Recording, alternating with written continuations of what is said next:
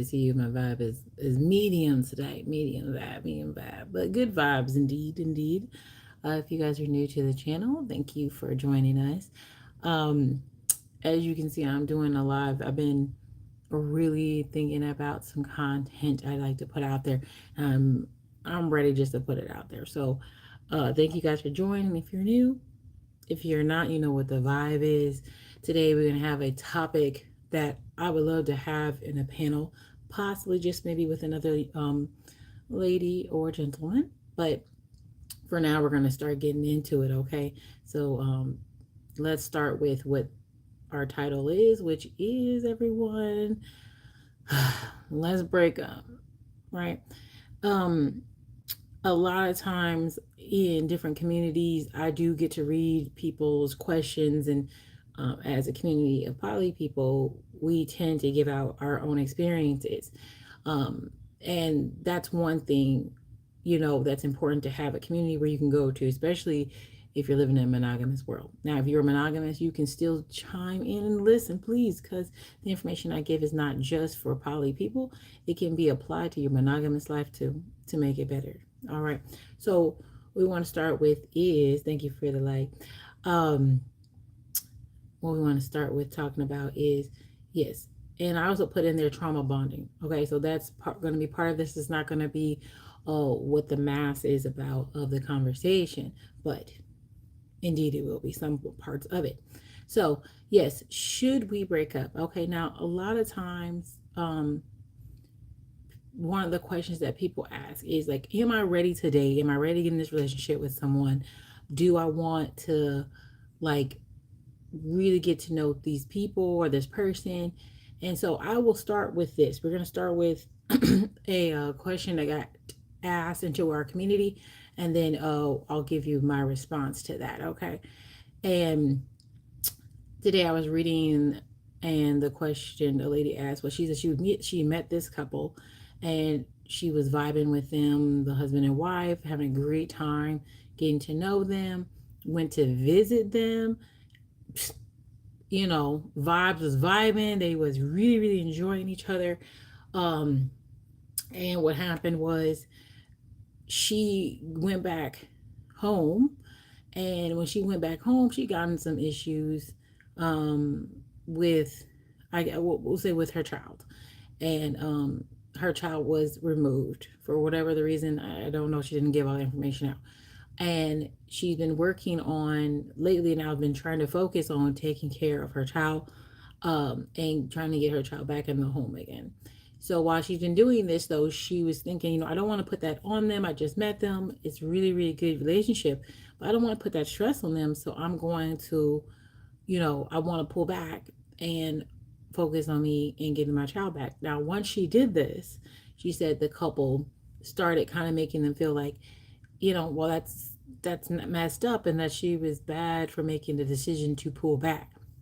Now, mind this, when she wrote this, she also stated that she didn't tell them why she was pulling back, why she was spending less time, why was she, you know, acting different than she was previous.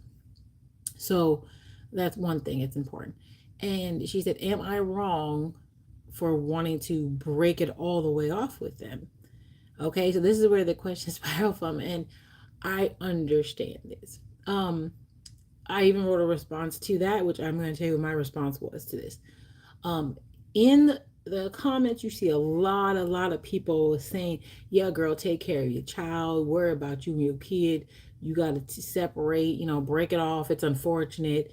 You know," and which I understand it is important to take care of those things.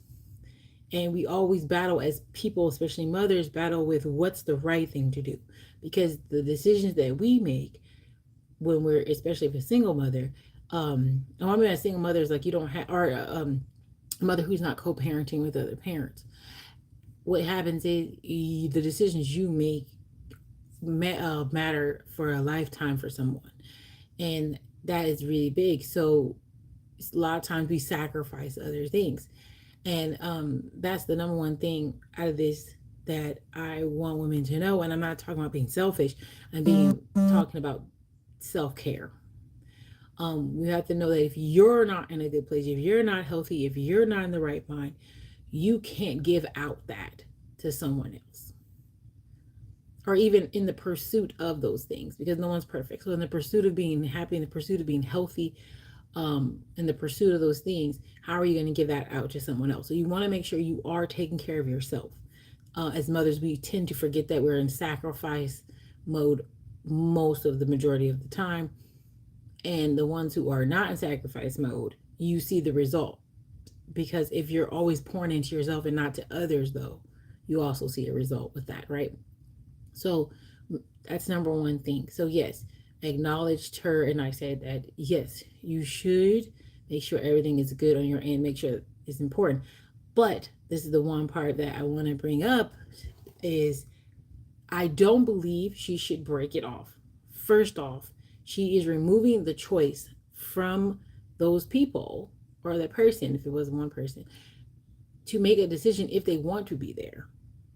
Because there are times when we're in our lives where we want to be serious, and when I'm with someone, when they start having their downs, you want them to be around when you have bad times. And what happens is people in this atmosphere only want the good, and they only want to give the good. And the reality is that's never going to be the case. There's always going to be a downtime. There's always going to be a negative at some point. And if you got to that point early on and you had a negative thing that happened, you let the person have the opportunity to say yes or no. And I think she should have presented, hey, this is going on in my life. Unfortunately, it happened now. It is what it is. But I understand if you think that's too much, or you think we should take space, because I am going to have to apply more times in other places. I need to make sure that I'm hitting these points. And that is the opportunity for the other person or people to then see if you are a priority in the relationship enough for them to do that. They're going to say, you know what, that's too much. Baby girl, you got a lot going on. Fix that, do that, right? But then you also going to have the person be like, there might be a person who's going to be like, you know what, I know you're going through something. I want to be there to support you. I want to show you that I'm here for you, that I support you in all things, not just positive things. And I think that's missing from a lot of these relationships right now, where everybody just wants to get the best of everyone, and we're not there. And then when you don't get the best, you either, which I think is not fair, is to say, you know what, I'm going through something and it's too much. I think it's too much. I wouldn't handle it, so I will just remove myself. And the thing is, not everyone is equating your bad time the same way. And I'm not saying they may have said, hey, listen, no, that's a little bit much for me. But giving them the opportunity to say yes or no is what we want to do. Everyone knows in poly that we always talk about allowing people to have the choice to say yes or no. And when you remove the option to say yes or no, and that is even with the consenting yes or no, it is a big thing. If someone says, I don't want this, and you say, listen, like, this is just too much for you, you can't do it. You're not allowing them to make the choice to be there or want to help you. And number one thing I hear a lot of people complain about when these relationships is, oh, I wish they would have supported me, or I wish I had someone around who would stand next to me when crazy stuff goes on and wants to be there for me. But when you don't even let an opportunity for someone to be there for you, when you want to self-care, you see this in a lot of women who have been hurt, is they don't want to be in a vulnerable state where a person takes on that weight and then lets them down. So that's the same thing. If you are not in a position where you emotionally want to be let down, you tend to try to do everything by yourself. And that is where you have this wall that you need to break down. So when this woman did that, made that comment, I did put my voice in there, and I say, yes, I think you should do that. Okay. So that would be my advice to that young lady. Now, I would like to do like little segments, like where I read someone's comment and then kind of tell you what I always give them as advice. I'm going to go down that lane. But for this show, we're going to talk about trauma bonding, because this goes down trauma bonding. I've been on a show like a week or two ago about trauma bonding.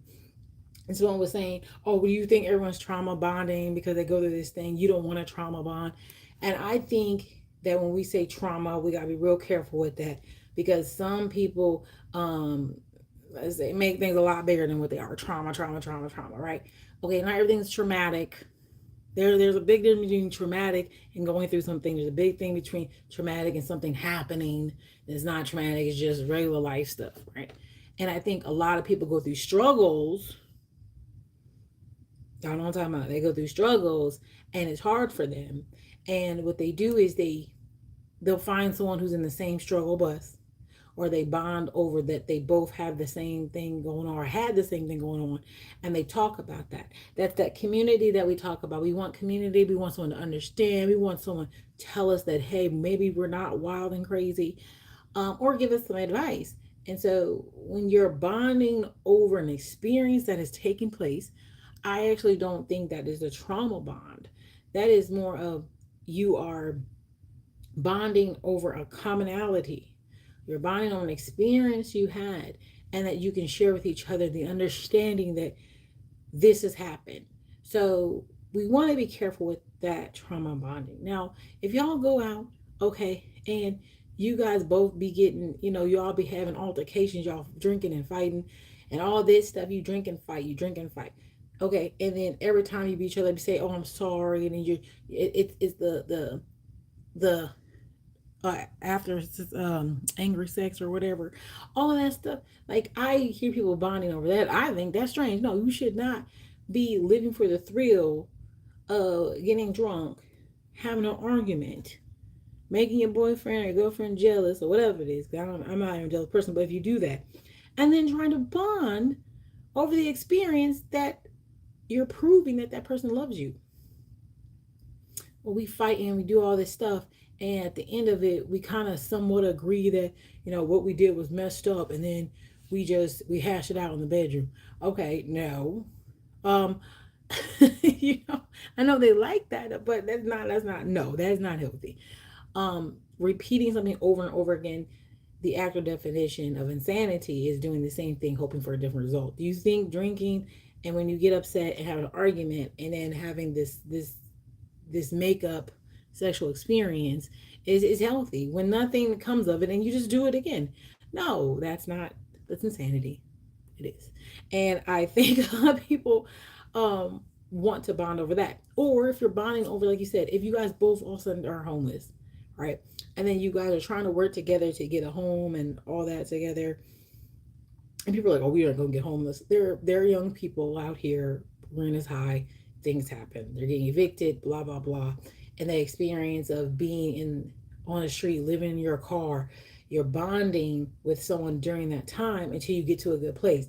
And that is one of those things that I think people they underestimate, is having a traumatic moment and trying to reach out and get support, get community, and then building a relationship on that. Because then if you are not in that, that's not who you are normally, right? In that traumatic situation and that all that badness, that's not who you are. Okay, that's the worst part of you, but that's not who you are altogether. And then once you become positive and move forward and start getting better, you're transitioning to someone else. And then you may say, you know what, this person, I don't think they're the best fit for me. It was great that we had this bond, but I'm going to keep staying with them because they went through that with me. And some people will do that and they'll stay with people they're not supposed to be with for long periods of time, causing issues because they're fighting with them, they're arguing with them, but they're like, hey, you know what? Remember, I was here for all those things. And that's the flip side of the coin, where you hear a lot of men say, oh, you know what? I was with her, and then, like, now I'm in a better place in my life, and I would never have talked to her. And a lot of women get very upset about that. That is a very triggering thing, because like that's the whole waiting to exhale narrative, is that a man is going to use you and get what he wants, and then he's going to leave you.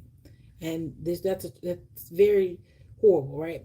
So a lot of women think that, but the thing is, a lot of times when you see someone in the brokenness, they make decisions and they'll bond with anyone. And sometimes people think that bonding with anyone means they're special. So the person that they have this ideal of, oh, this man's attractive, he looks good, but they don't know he's going through a downtime. He doesn't think highly of himself, and you're like, wow, like yeah, he's going through some stuff, but I'll be there to support him and do that. He's not even in the mind to be the person he's supposed to be, and then, or it is same with women. We're same with women who are going through depression. We know we show outwardly a lot of times how we feel. And so if you find someone in that negative place, you get with them, you're helping trying to build them up. But if they ever get out of that funk, what happens is their mind and what they want and what they need are different. That no longer you fit into that criteria, and a lot of people get upset about that. And they get upset about that when that person is saying, "Hey, like this isn't working. You aren't what I was really wanting, but I don't want to be mean." We're in a culture where being brutally honest is really hard for a lot of people to take, and we don't have to be nasty, but like hey, this isn't working, and we also shouldn't be trying to get in relationships where we know we don't really want that person for the right reasons. And I can say that all day, but it's going to continue to happen because no one wants to admit when they're in a negative place that they are in a negative place and don't want someone to bond with. They're just going to bond with the person. They're going to say, "Hey, listen, I'm at my lowest. I really don't want a girlfriend. I don't want a boyfriend. But you know what? I'll be with you because I know you're going to support me and keep me out of the point where I might, end myself or take myself out or whatever. Or I might just go on a spiral and just be nothing. I know you're going to help me support me out of that. And I would love to be around that." And they're not going to say no to it. It's like, they're not going to say no to it. But is it at your expense? Yes, absolutely. Absolutely. And some people like that because they feel needed. So this is a two-way street. The people who want to feel needed and wanted, we're going to give to the people who need to be poured into. And sometimes we pour into people who have no intention to pour back. And yes, you can do all the things you want, and sometimes it just happens.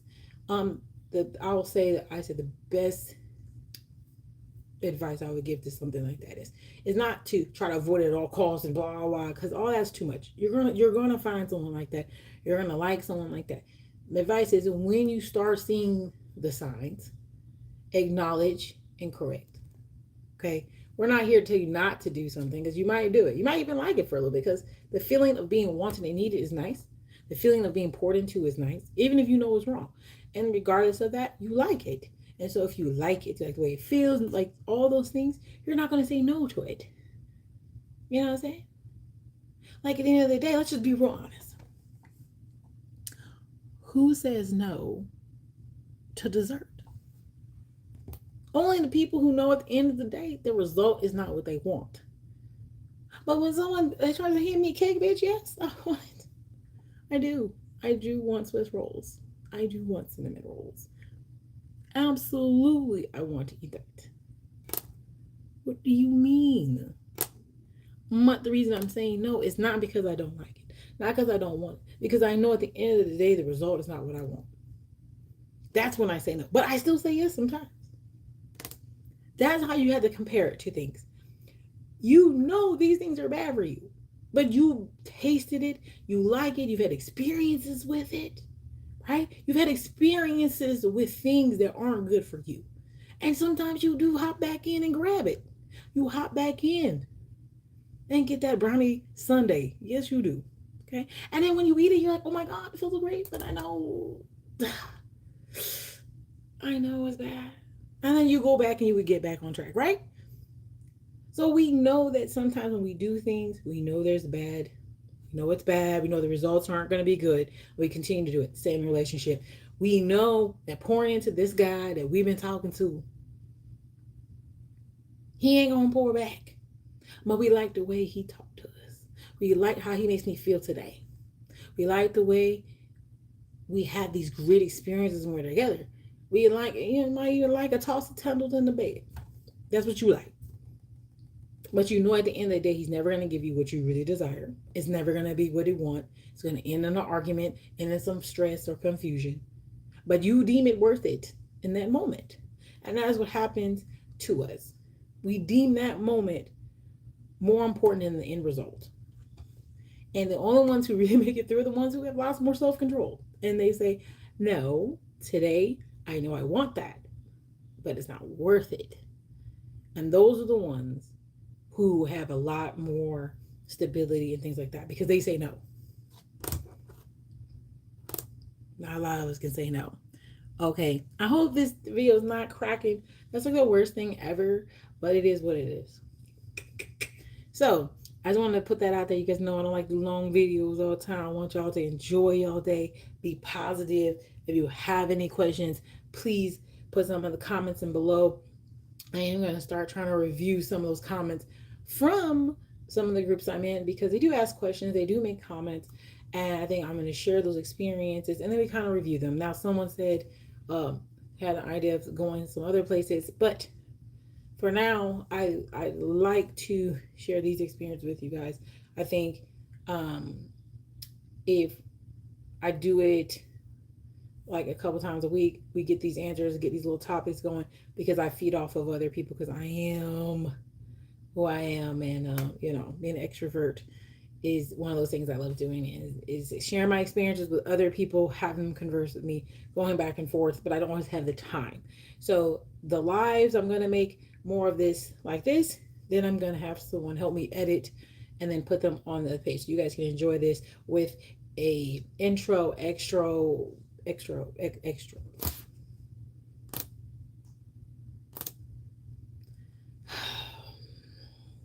Y'all know what I meant. But I love to see you guys. I appreciate you guys for being here. If you have any other comments, please like the video. I like when you guys come in here. I am going to go probably on TikTok because I'm about to take myself to the gym because I did enjoy some cake yesterday. And I knew it was a bad idea. But today we're going to act like we got some sense. We got some goals to hit. We got some goals to hit. If you guys are gym ladies, join me in the gym this morning. I don't think I'm going to take the camera in there, but I'm going to go to the gym and we're going to work out. We're going to make it right, get this body together, right? Because like I just told y'all before, you got to make sure all of this is right. You got to make sure all of this is right. So you can help others, not just on appearance wise, on giving out to others and fulfilling your own goals of being able to be mobile and vibrant at an older age. And as we get older, we want to take care of ourselves more so that it's easier on the people who love us and have to take care of us are there for us. And so I want to put that out there. Self-care is very, very important. If you guys feel like you're alone, you feel like those, reach out to people, not even just myself as an influencer, other influencers who just want to have conversation that will reach back out. Go into those groups on Facebook, reach out to someone who wants to help because there'll be someone who's in the same position and understands, and they can be the support you need to get through that time. So, don't just shut down. Don't shut down. It's not even worth it. So, at the end of the day, adios, amigos. And you guys have a good day, and I appreciate you for stopping in. And I'll see you next time. Bye.